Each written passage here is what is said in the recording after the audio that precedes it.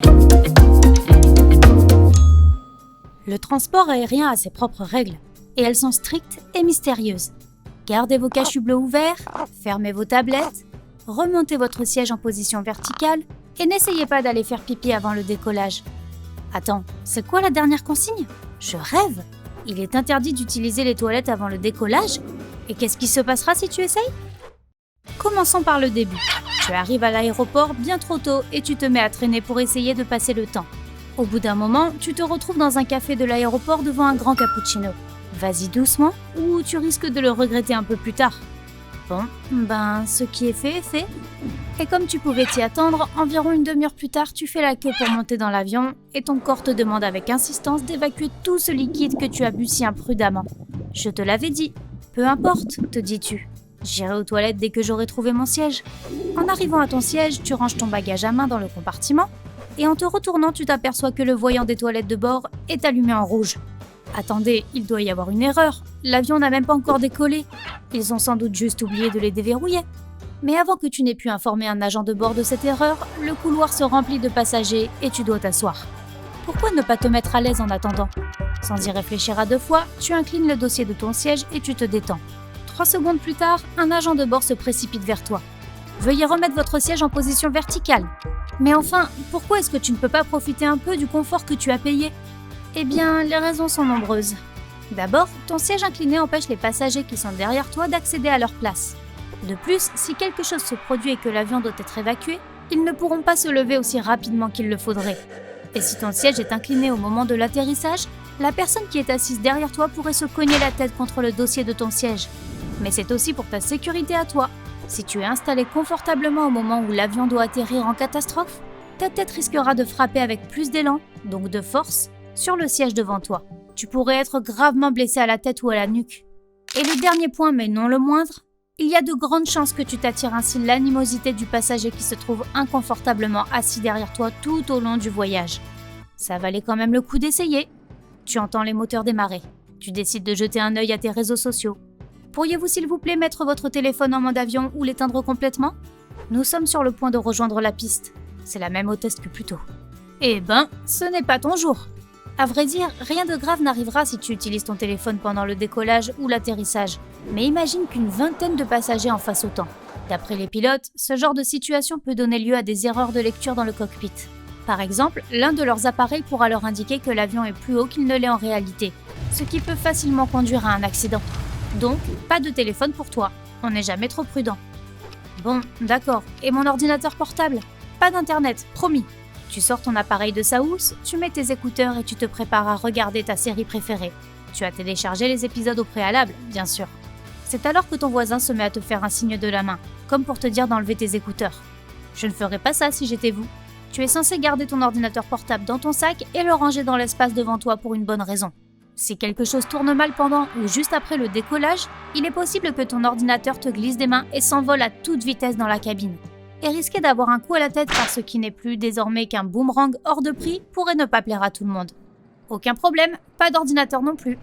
L'avion se met enfin en branle et le voyant « Attachez votre ceinture de sécurité » s'allume au-dessus de la tête. Mais tu n'es pas encore allé aux toilettes, dépêche-toi ! Tu te lèves et tu te diriges vers les toilettes, mais voilà que ton hôtesse de l'air préférée te barre le chemin. Puis tu sens l'avion qui s'arrête brusquement. Pourriez-vous retourner à votre siège, vous asseoir et attacher votre ceinture de sécurité s'il vous plaît ? Elle a vraiment l'air de perdre patience. Perplexe, tu retournes à ta place. Cette interdiction d'utiliser les toilettes avant le décollage aurait-elle quelque chose à voir avec le fonctionnement des toilettes des avions en général ? Il est bien sûr impossible d'y installer des cuvettes conventionnelles, celles qui sont remplies d'eau, parce qu'à la moindre turbulence, l'eau jaillirait. Les toilettes de bord sont équipées d'un dispositif d'aspiration. Lorsque tu appuies sur le bouton de la chasse d'eau, une valve s'ouvre et tout ce qui se trouve dans la cuvette est aspiré vers un réservoir prévu à cet effet. Cette aspiration est créée par l'immense différence de pression qu'il y a entre l'intérieur et l'extérieur de l'avion.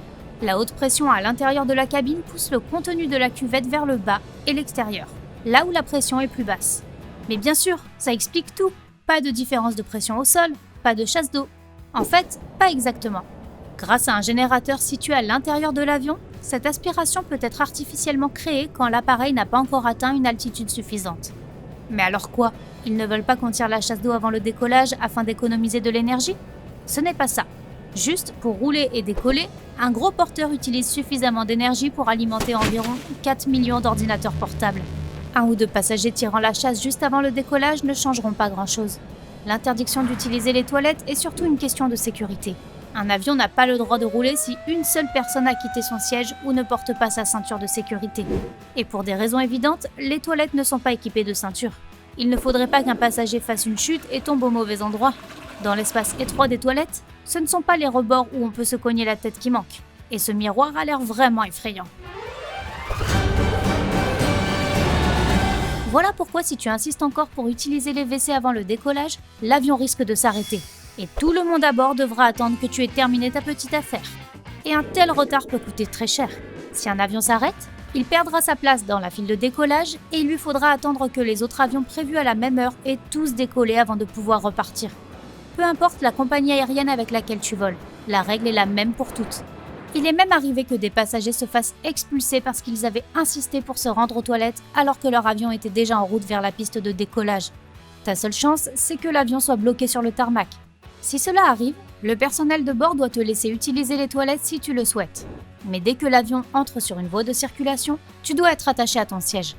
Enfin, l'avion décolle, atteint son altitude de croisière et les voyants attachés votre ceinture de sécurité sont éteints. Tu vas pouvoir aller te soulager. De retour à ton siège, tu remarques qu'il fait froid dans la cabine. Il est temps de couper la ventilation au-dessus de ton siège. Monsieur Je sais tout, ton fouineur de voisin, se remet à débiter des conseils. Vous devriez laisser ça. Le flux d'air provenant de l'évent permet de chasser les microbes en suspension qui ne souhaitent rien tant que de t'approcher. Mieux vaut un peu se couvrir que d'éteindre la ventilation. Au fait, si tu as souvent froid en avion, choisis un siège à l'arrière. L'air circule de l'avant vers l'arrière de la cabine. Lorsque l'air frais atteint la queue de l'appareil, il a eu le temps de se réchauffer. Mais si tu veux que l'air que tu respires soit aussi propre que possible, choisis un siège à l'avant. Si tu es plutôt nerveux en avion, réserve un vol du matin. Plus tard dans la journée, le sol est plus chaud, ce qui peut causer des turbulences. De plus, les orages sont plus fréquents l'après-midi. Et si tu ne veux pas trop sentir les turbulences, assieds-toi près de l'aile. Représente-toi un avion comme une balançoire à bascule. Assis à l'arrière, ton voyage risque d'être assez chaotique. Mais la partie centrale de l'avion ne bouge pas autant. Les turbulences ne préoccupent pas vraiment les pilotes. Elles sont plutôt inoffensives. Ce qui les inquiète davantage, ce sont les courants d'air ascendants, c'est-à-dire l'air qui se déplace vers le haut à cause d'une tempête ou d'une autre perturbation météorologique. Se trouver à bord d'un avion au moment où il croise un grand courant d'air ascendant, c'est un peu comme rouler à grande vitesse sur un énorme dos d'âne. On est soudain projeté vers le haut et puis on retombe brutalement. Et si ton siège se trouve côté hublot, essaie de ne pas t'endormir contre la vitre. Imagine un peu le nombre de personnes qui ont posé leur tête dessus avant toi. En d'autres termes, tu te reposes contre un oreiller de verre potentiellement couvert de microbes. Mieux vaut prévoir un coussin de voyage. Voilà, tu sais maintenant tout ce qu'il faut savoir. Merci. Si tu as appris quelque chose de nouveau aujourd'hui, merci de liker la vidéo et de la partager avec un ami. Et voici d'autres vidéos qui te plairont sans aucun doute. Il suffit de cliquer à gauche ou à droite et surtout reste du côté sympa de la vie.